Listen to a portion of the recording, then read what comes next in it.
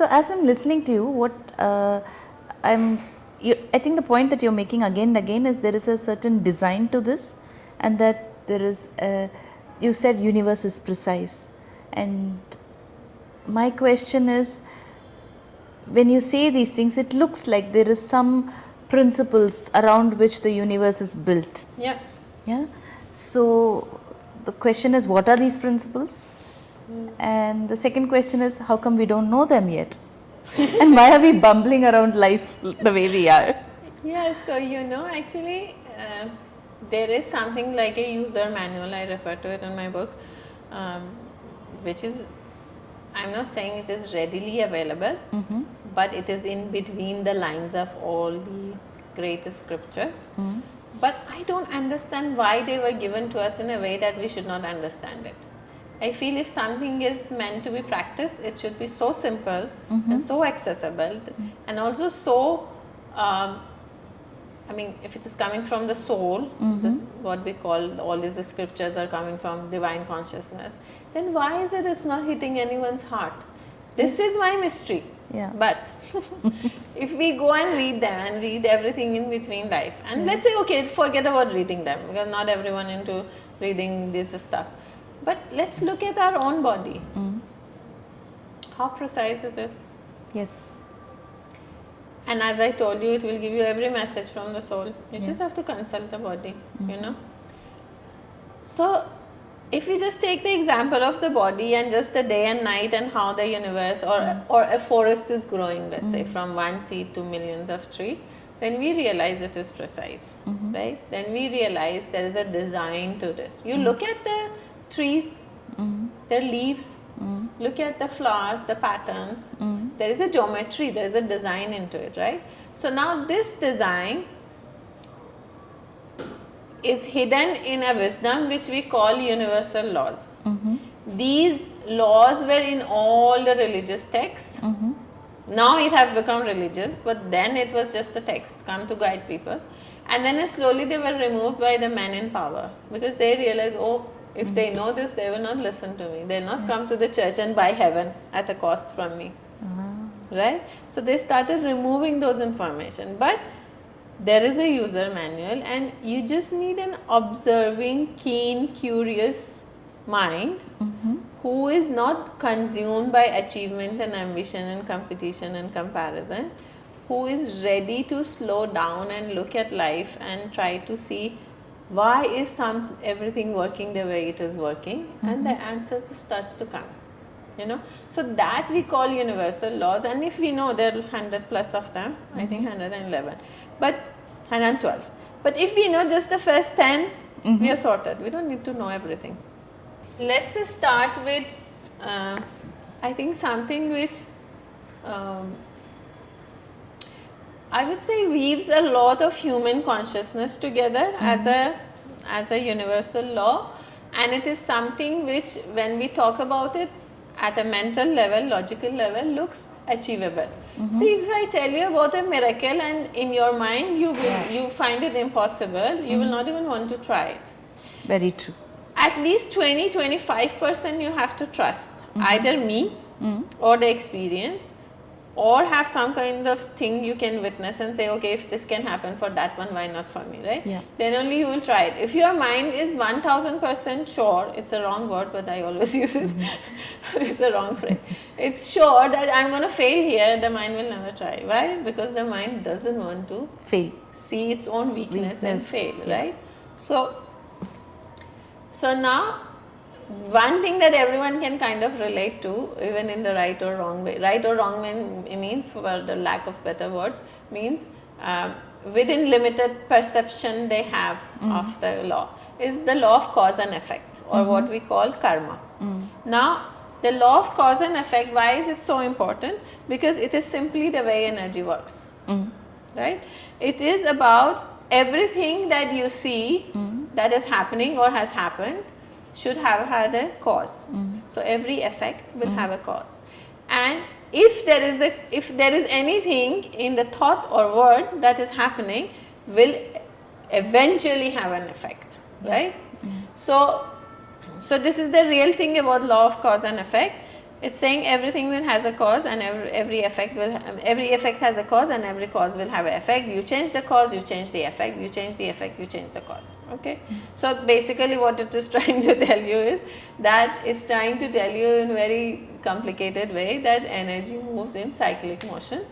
Once it starts from anywhere, whether it is just a thought, whether it is words, whether you actually get up and do something, it has to complete the cycle. And everything that starts from you, even if it is me thinking bad about him, but it has started from me, it has to come back to me. So if I am the cause of a bad thought towards anything, the effect of that bad thought will affect that person, because I'm going to do action on it and create a mess, but eventually it's going to come back to me.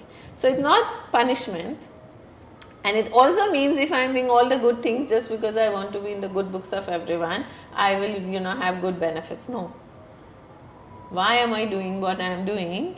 The cause will also make me see the effect as per in proportion of the intention and attention and the action to my cause. Okay. So now, this is also about that. This also, I would say, lay the stone for another law, which is the law of balance. Right? The universe has to be in balance. So if I have done something which caused your frequency to come down, at some point something will happen. You may not do it to me, because universe is not linear. As I said, it is cyclic. Someone else will do something to me so that my energy will drop and your energy or someone else's energy will go.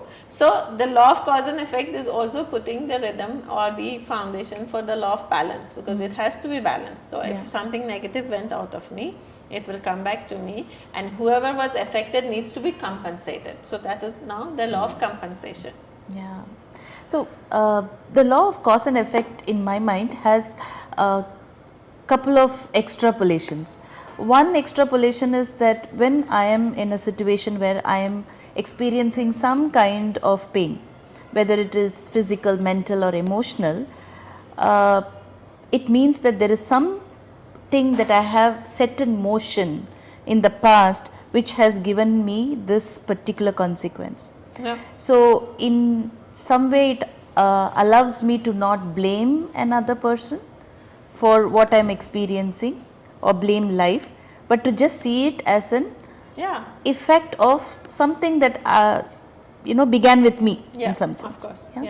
So that is the so that again feeds back into acceptance. It helps me to accept what is. No, but sometimes it also makes the person think, why did I choose this? How can I choose this? No? Yes. People ask me, why would I choose to lose my father in an accident? Like, okay. Or they start now judging themselves. They start judging others, but now they start judging themselves. It happens with a lot of light workers also. Yeah. So there is this cycle of blame and guilt and even shame that one can enter if you do not really understand that it is simply energy moving cyclic. Yes. Yeah. The other thing that it also brings and also we need to understand now, when we talk about the cause is me, now what am I consisting of? It's not this Sahar and this mind. I am also all of my past lives. I am also all of my ancestors.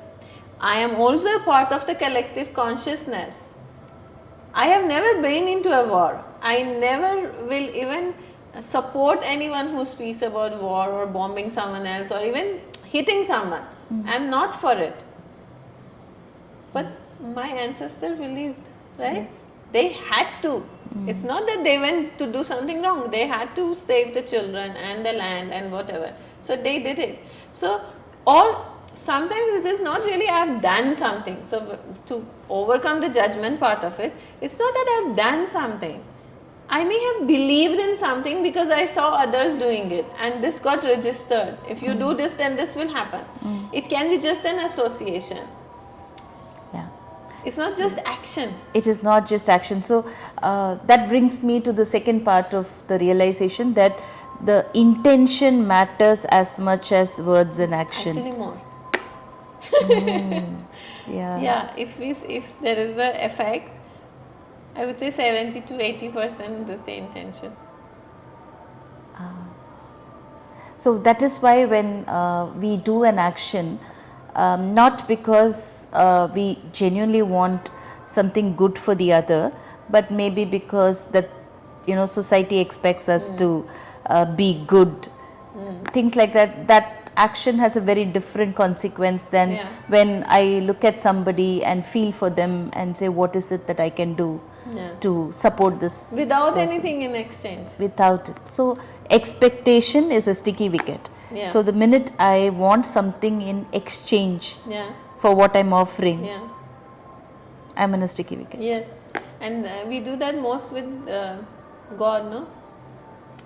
So I'll do a puja. Now you give So, me. you know, I met someone and I told them that there is a curse in the family.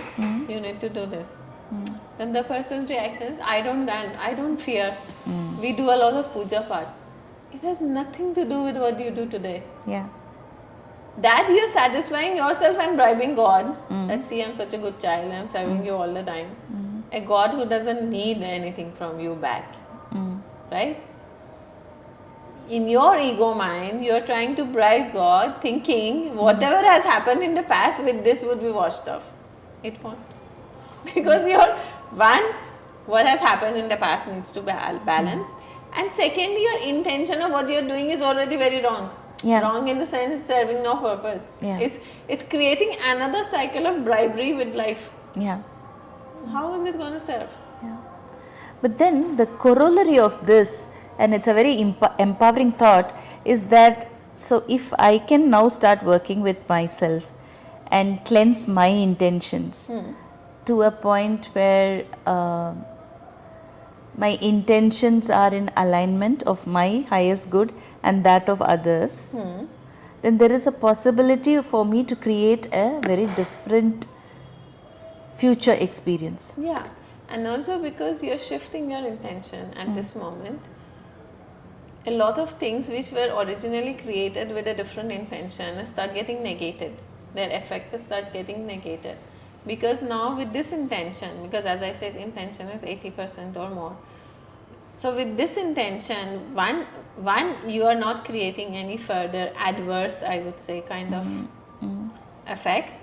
And obviously, it is not that you are only going this way, it is cyclic. Yeah. So whatever you are setting in today is all going to travel back and cleanse a lot of stuff from the back, you know, and bring a lot of things which are redundant stuff. We are just carrying them out of guilt and everything. The exchange has happened, the balance has taken place, you no more need them. It's just out of shame and guilt you are carrying. At least those stuff start falling because your intention has changed. So that is possible, isn't it? The possibility that the energy that I put out into the universe has been balanced by whatever suffering, pain, or whatever that I have gone through, but I still cling to the residue of that exchange, which is the guilt I carry or the shame I carry, and that I can consciously work on myself and drop. Yes, yes, yes. And that's a very empowering thought.